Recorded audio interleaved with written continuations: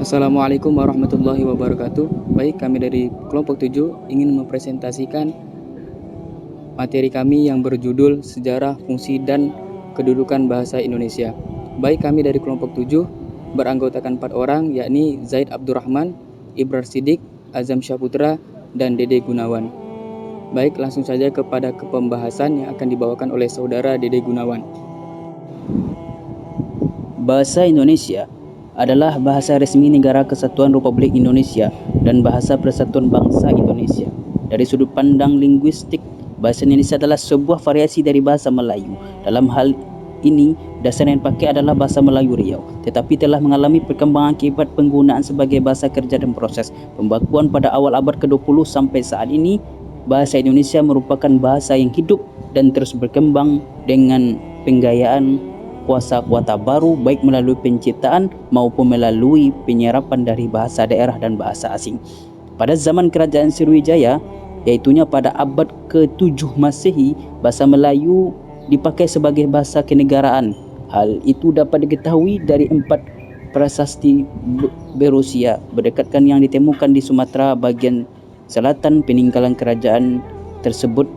Prasasti tersebut diantaranya adalah dengan ditemukannya prasasti di kedudukan Bukit Bangka tahun 683 Masehi di Palembang, Talang Tuo Barangka tahun 684 Masehi di Palembang, Kota Kapur Barangka tahun 683 Masehi Barangka Barat, dan Karang Bahi Barangka tahun 688 Masehi di Jambi.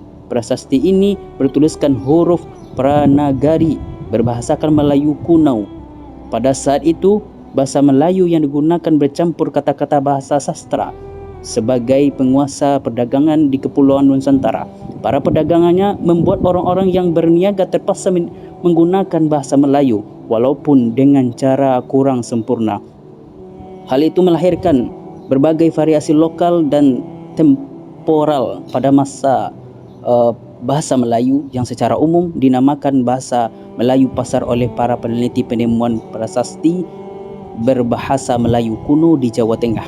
Barangka tahun abad ke-9 dan prasasti di dekat Bogor, prasasti Bogor dari abad ke-10 menunjukkan penyebaran penggunaan bahasa itu di Pulau Jawa.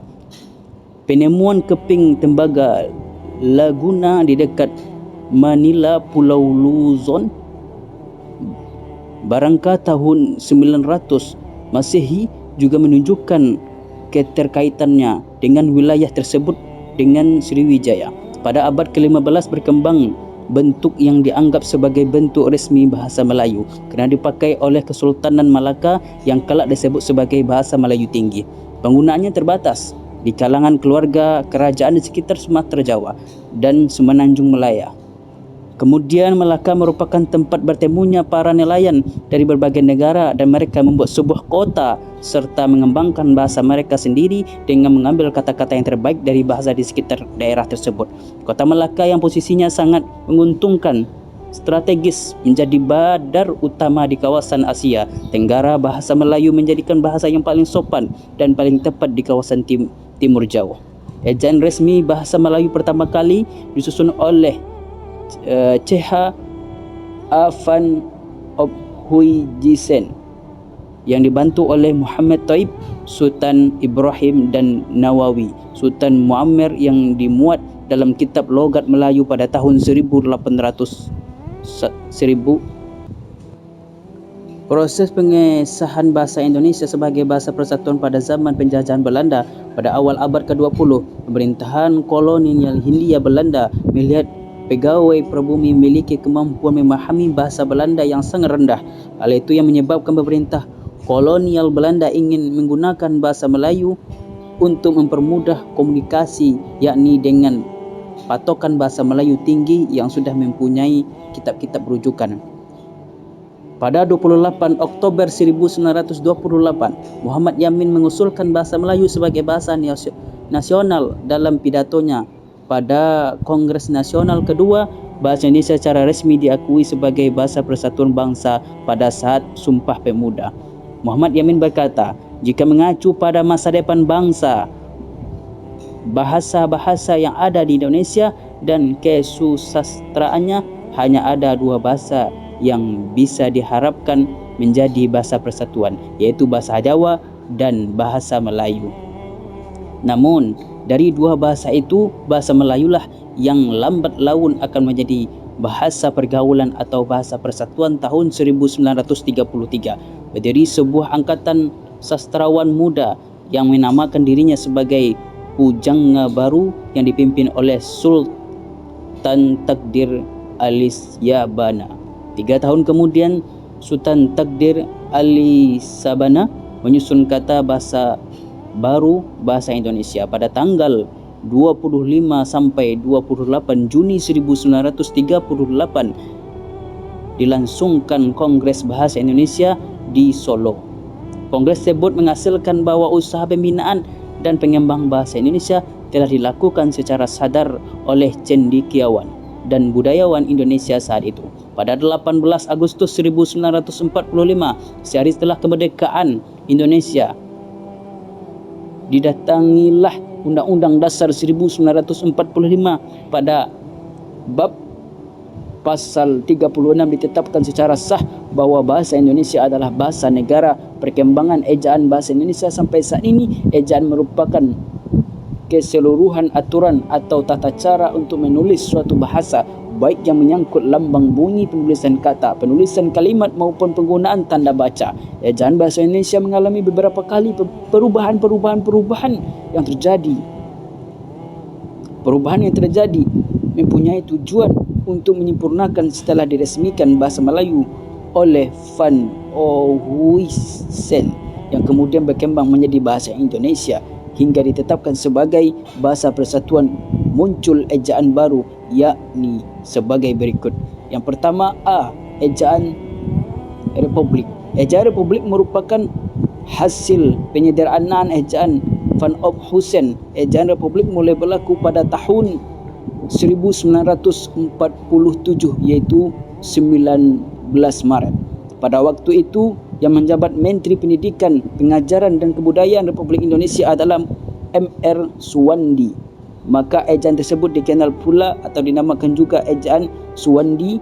Ejaan Republik merupakan suatu usaha perwujudan dan Kongres Bahasa Indonesia di Surakarta, Jawa Tengah tahun 1938 yang menghasilkan suatu keputusan penyusunan kamus istilah. B. Ejaan Pembaharuan. Ejaan pembaharuan merupakan suatu ejaan yang direncanakan untuk memperbaharui ejaan Republik. Penyusunan ejaan ini dilakukan oleh Penelitian Pembaharuan Ejaan Bahasa Indonesia. Konsep ejaan pembaharuan yang telah berhasil disusun itu dikenal dengan sebuah nama yang diambil dari dua nama tokoh yang pernah mengetuai penelitian ejaan itu. Dalam hal ini, Profesor Prijono dan Katopo. Pada tahun 1957, penelitian ini berhasil merumuskan patokan-patokan ejaan baru akan ditetapkan. Hasil kerja penelitian tersebut tidak pernah diumumkan secara resmi sehingga ejaan itu pun belum pernah diberlakukan. C. Ejaan Melindo.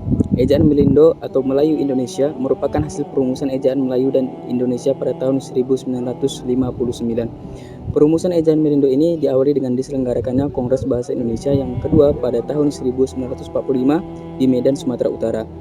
Bentuk rumusan ejaan Melindo merupakan bentuk penyempurnaan dari ejaan sebelumnya. D.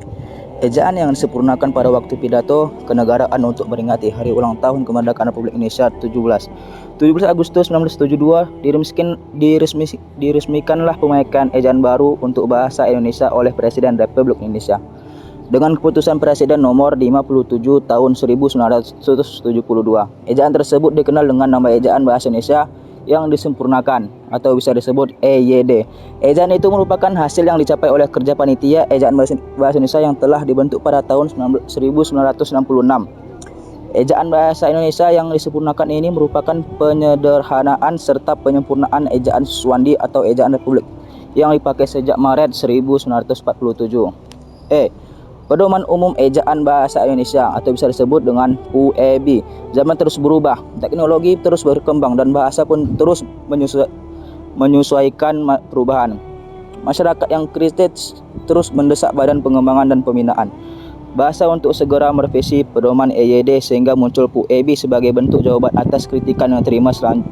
Selanjutnya EYD berubah menjadi PUEB, Pedoman Umum Ejaan Bahasa Indonesia, sebagai pedoman umum sejak akhir 2015 silam. Perubahan yang dilakukan oleh Badan Pengembangan dan Pembinaan Bahasa Indonesia ini berlandaskan Peraturan Menteri dan Kebudayaan RI nomor 50 tahun 2015. Dalam hal ini PUEB dibentuk atas dasar EYD sebelumnya. Hanya saja pada PUEB terdapat penambahan aturan dalam penulisan.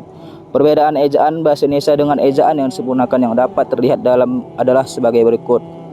1. Penambahan huruf vokal diftong. Pada EYD, huruf diftong hanya 3, yaitu AI, AU, dan OI. Sedangkan pada EB, huruf diftong ditambah 1, yaitu EI. Misalnya pada kata geyser dan survei. 2. Penggunaan huruf kapital. Pada EYD tidak diatur bahwa huruf kapital digunakan untuk menulis unsur julukan. Sedangkan dalam EB, unsur julukan diatur dan ditulis dengan awal huruf kapital. 3. Penggunaan huruf tebal. Dalam EYD, fungsi huruf tebal ada 3, yaitu menuliskan judul buku, bab, dan semacamnya, mengkhususkan huruf, serta menulis tema atau subtema dalam kamus. Dalam EB, fungsi ketiga dihapus. F. Ejaan Bahasa Indonesia atau EYD.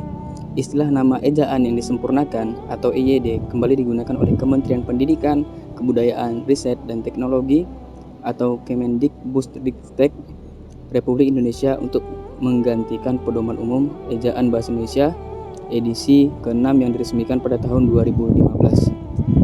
Baik, bahasan kedua yaitu fungsi beserta kedudukan bahasa Indonesia. Bahasa Indonesia sebagai bahasa negara, selain berkedudukan sebagai bahasa nasional, bahasa Indonesia juga berkedudukan sebagai bahasa negara. Hal ini disesuai dengan ketentuan yang tertera di dalam Undang-Undang Dasar 1945 Bab 15 Pasal 36 yang berbunyi bahasa negara ialah bahasa Indonesia. Dengan demikian, kedudukan bahasa Indonesia mempunyai landasan yuridis yang kuat dalam tata kehidupan berbangsa dan bernegara kita.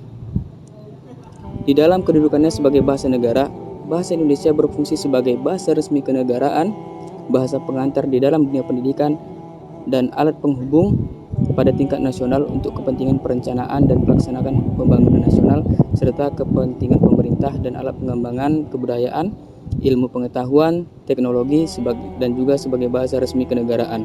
Bahasa Indonesia juga dipakai di dalam segala upacara, peristiwa, dan kegiatan kenegaraan baik secara lisan maupun dalam bentuk tulisan. Baik, mungkin itu saja presentasi dari kami mengenai materi sejarah perkembangan bahasa Indonesia, kedudukan beserta fungsinya. Kami dari kelompok 7 mohon maaf yang sebesar-besarnya atas segala kesalahan baik penulisan ataupun perkataan. Mungkin sekian. Wabillahi taufiq wal hidayah. Assalamualaikum warahmatullahi wabarakatuh.